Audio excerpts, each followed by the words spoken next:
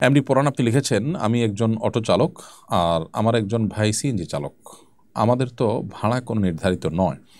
এখন আমরা প্যাসেঞ্জারদের কাছ থেকে কোন হিসাবে ভাড়া নিব, নাকি আমরা প্যাসেঞ্জার থেকে দরদাম করে যা নিতে পারি তাই নিব? দেখুন, আপনি প্যাসেঞ্জার এর কাছ থেকে যখন ভাড়া নেওয়ার প্রসঙ্গ আসবে, দেখবেন যে যেই দূরত্বে যেই ভাড়া প্রচলিত আছে সেটাই আপনার ভাড়া হিসাবে নির্ধারিত হবে।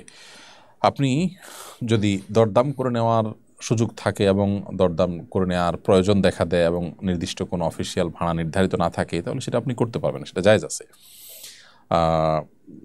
আর বিশেষ করে সিএনজিতে যেহেতু মিটারে পরিচালনা করার কথা সিএনজি, তো এই সিএনজিতে আপনার মিটারের বাধ্যবাধকতা যদি আপনাকে আইনের মাধ্যমে আপনাকে বলে দেওয়া হয় বা আপনি সেটার অধীনে পরিচালিত হয়ে থাকেন এবং আপনি যদি সই করে সেটাকে গ্রহণ করে থাকেন, এগ্রি করে থাকেন যে আপনি মিটারে পরিচালিত হবেন, তাহলে আপনার মিটারে পরিচালিত হওয়া উচিত।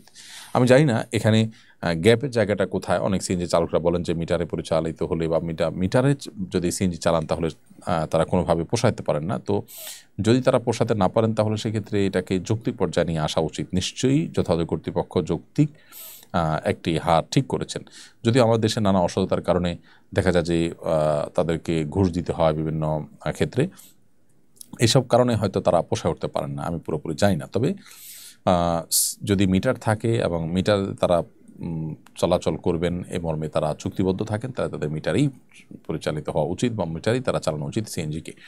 আর প্যাসেঞ্জারের সাথে আলাপ আলোচনা করে যদি তারা দরদাম করে ঠিক করে নিতে পারেন, তো সেটাও কিন্তু তারা করতে পারেন, যদি এটা অযৌক্তিক এবং জুলুমের পর্যায়ে না হয়।